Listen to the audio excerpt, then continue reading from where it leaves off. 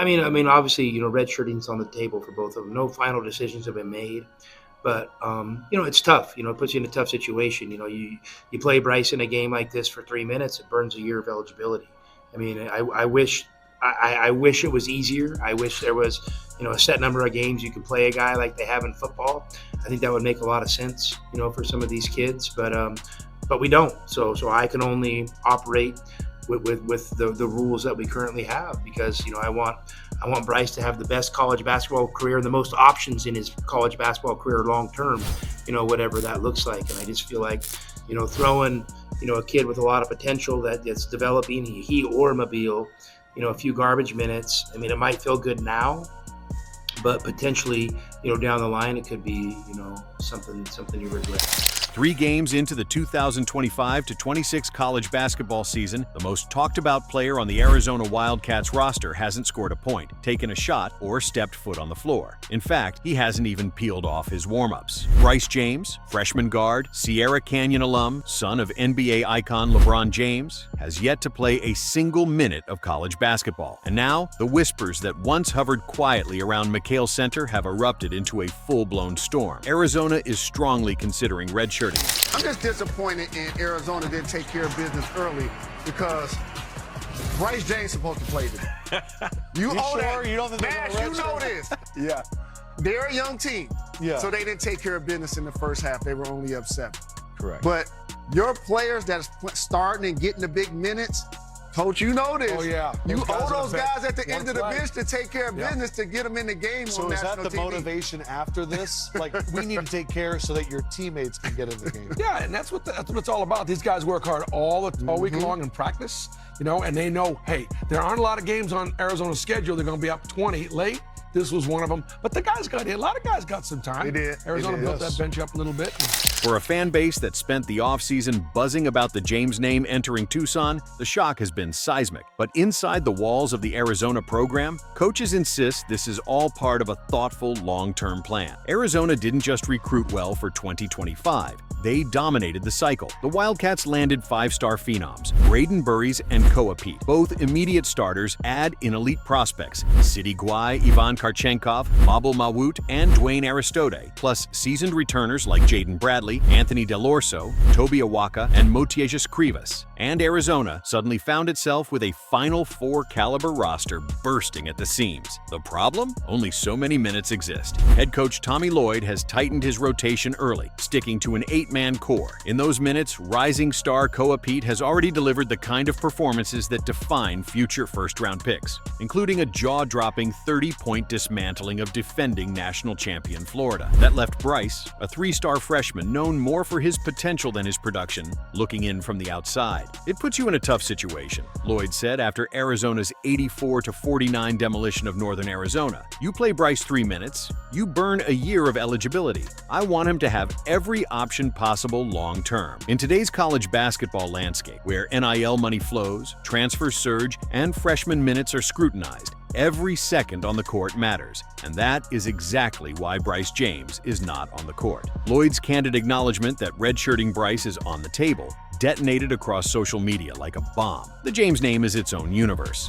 Bronny, the legend of Sierra Canyon. Every choice, every minute, every rotation pattern is magnified. So when fans showed up chanting, "We want Bryce," as Arizona closed out Utah Tech last week, they didn't expect the freshman guard to remain glued to the bench. Yet there he sat, still, calm, unbothered on the surface, while the crowd roared for his debut. That moment became the tipping point. A coach owes minutes to the guys at the end of the bench during blowouts. Rose didn't mention Bryce by name. He didn't have to. To outsiders, playing Bryce for a few garbage time minutes feels harmless. To Tommy Lloyd, it could be a mistake that reroutes an entire career, because the rules of college basketball are cruelly simple. Even 1 minute in one game burns a full year of eligibility. There's no football-style flexibility, no 4-game window, no partial redshirt. And for a player whose development is still unfolding and whose future might include major minutes at Arizona Arizona or somewhere else in the transfer portal, Lloyd doesn't want to waste anything. Throwing a kid with a lot of potential a few garbage minutes, it might feel good now, Lloyd explained, but down the line, it could be something you regret. It's a rare moment of transparency in college basketball, a coach openly acknowledging that protecting a career may matter more than pleasing a crowd. Bryce isn't entering college like his older brother Bronny, who arrived as a McDonald's All-American 4-star recruit,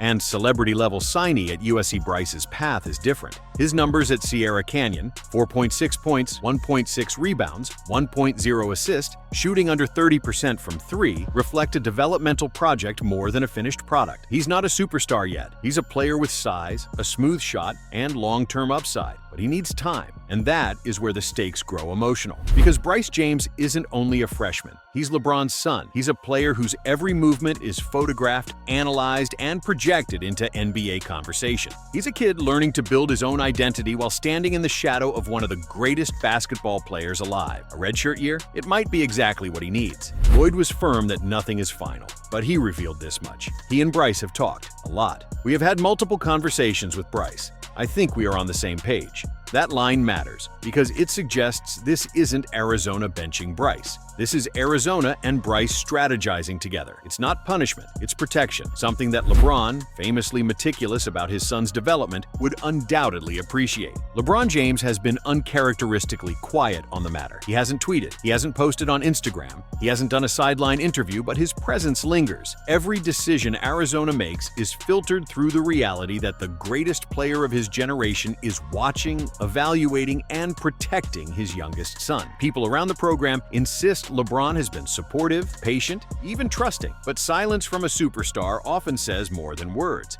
And everyone knows that a year from now, with Bryce stronger, older, more confident, and more polished, the conversation could shift from why isn't he playing to why didn't he redshirt sooner? Arizona fans were sold on a story. The next James in college basketball, the next chapter of a dynasty, wearing their colors. They want the highlights, they want the threes, they want the legacy. But the Wildcats aren't a rebuilding team looking to hand out sentimental minutes. They're Final Four hopefuls stacked with NBA-caliber talent. And that's what makes the Bryce storyline so dramatic. He's too good to be overlooked. He's not good enough. Yet, to break into this rotation, he's too valuable to waste a year.